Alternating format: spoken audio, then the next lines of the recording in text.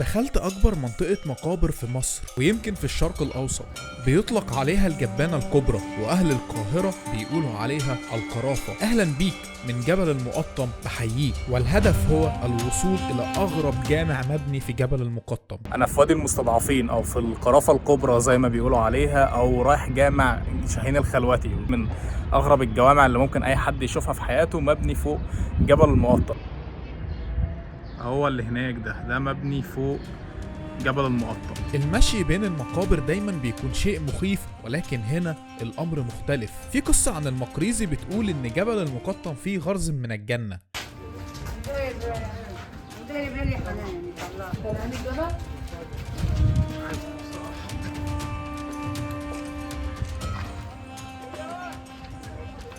الرحلة ما كانتش سهلة أبدا، لدرجة إن ناس كتير معانا ما كملتش رحلة الصعود.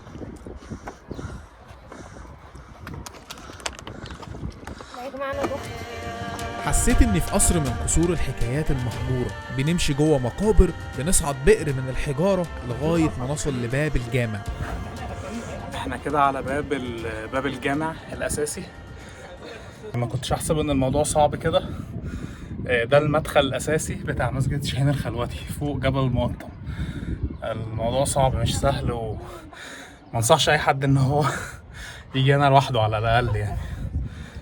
وكل ما تبص يمينك أو يسارك هتشوف غرف الصوفية وأثرهم من حوالي 500 سنة. كان في ناس هنا عايشة حياة كاملة. بص بقى على الشمال كده، دي خنقات للمتصوفة.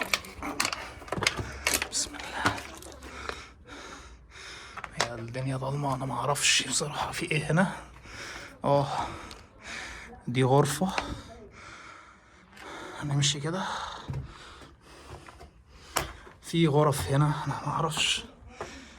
دي غرفة تانية.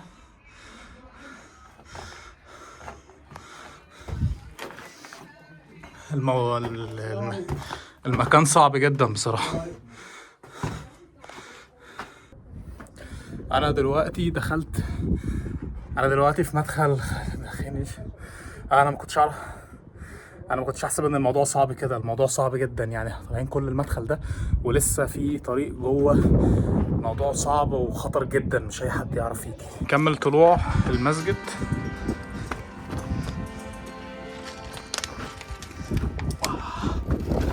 الشيخ شاهين الخلوتي كان أصلا من تبريز، وجاء إلى مصر مملوك عند السلطان الأشرف قايتباي، ولكن حياة الجندية والجيش لم توافق مزاج الشيخ، فطلب من السلطان قايتباي إنه يعتقه علشان يعيش حياة الزهد والتصوف. وانتهى بيه المطاف في خلوة هنا في المقطم، في نفس المكان ده، مع باقي زملائه من المتصوفين والفقهاء.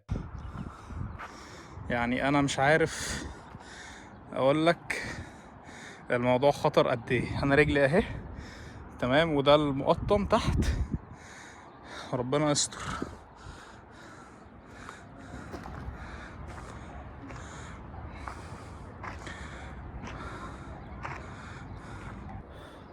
تعالوا نتفرج بقى على الجامع الاول قبل ما نشوف احنا هننزل ازاي من هنا.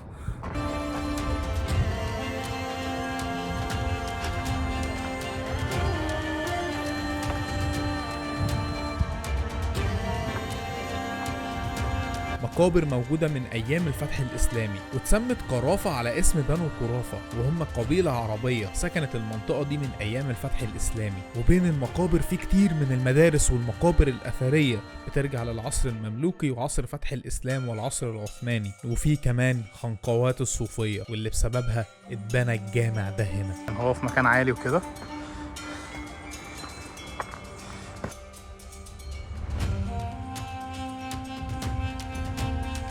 قد ما انا متحمس، بس الموضوع صعب، مش سهل خالص.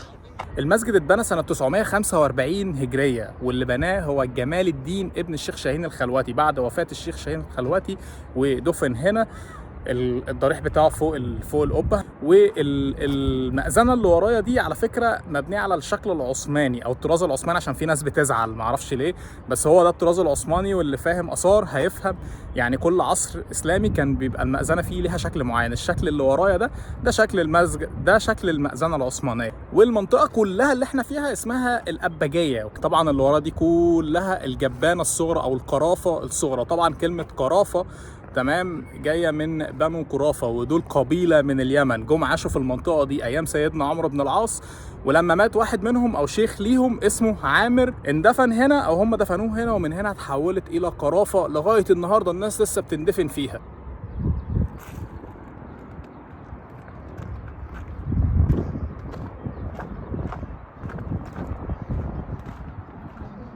اللي في الوش دي القلعه. بصوا يا جماعه، اللي فوق دي خنقوات الصوفيه، كانوا بيطلعوا هنا ويقعدوا هنا. هي ليها مدخل من المأذنه بس بصراحه انا معرفش هو منين بالظبط. ودي القبه اللي هناك، ده جامع اللؤلؤه، واللي فوق ده بتاع بدر الجمالي. وانت واقف فوق كده الكادر جاي حلو ولا تعبان؟ بعد نهاية الدولة الفاطمية الشيعية جاءت الدولة الأيوبية ونشرت الفكر الصوفي حتى لا يتأثر المصريين بالتشيع.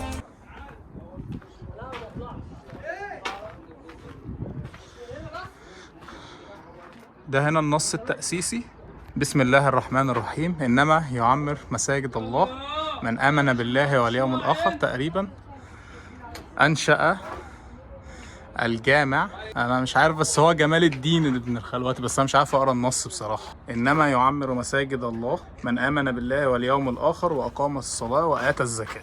انشا هذا الجامع واوقفه العبد الفقير الى الله تعالى كمال الدين عبد الله نجل العارف بالله الشيخ شاهين الخلوتي، وافتتح عام 45 و900.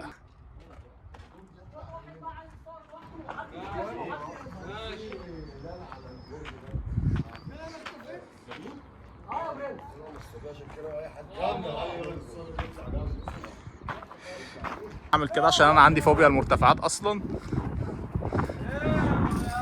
الا بقى لو طلعتوا ده في بير هنا قنبله. طلعتوا فين؟ اهو في القلب ده، يطلع بير كده وبعد كده تمشي في حته. انا شفته في فيديو بس مش هطلع. شفته. هينزلني.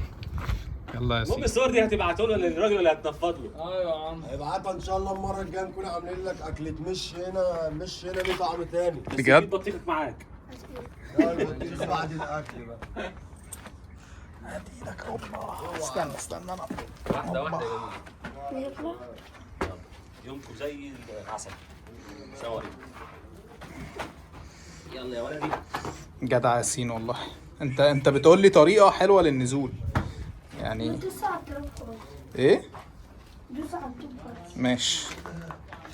ده انا كنت محتاس مش عارف انا هنزل ازاي. لا بص، شيل تليفونك حطه في جيبك. اسمع نصيحتي. لا خلاص انا خلاص يعني ظبطت. وصلنا كده خلاص الحمد لله. خلاص ماشي. ما اقدرش افوت اللحظه العظيمه دي وانا نازل يعني. انت بتوثق النزول. ايوه.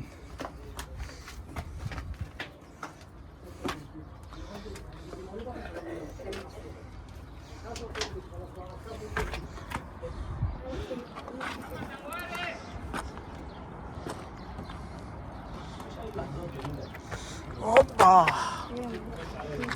ماشي انزل يلا قدام.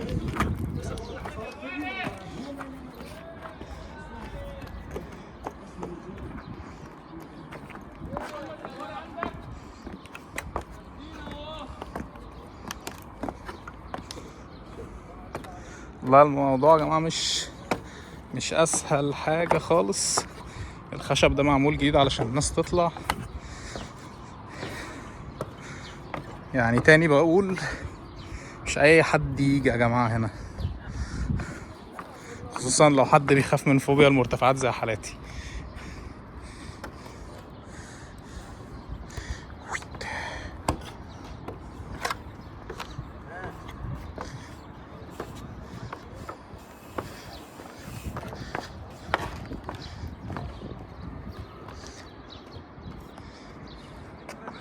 شايف بقى المسجد؟ شايف دي الخنقوات اللي احنا صورناها من فوق كل دي كانوا بيدخلوها، ليها مدخل بس انا مش عارف مدخلها منين. دول الشباب. وبكده تكون انتهت رحلتنا النهاردة في أغرب مكان وفي أغرب جامع شفته في حياتي. ما كنتش احسب ان الموضوع صعب كده. الحمد لله طلعنا مسجد شهيد الخلوتي. ادينا دلوقتي هنحاول بقى ايه نطلع من الجبانة الصغرى. يعني قول يا حاج علي بسرعه.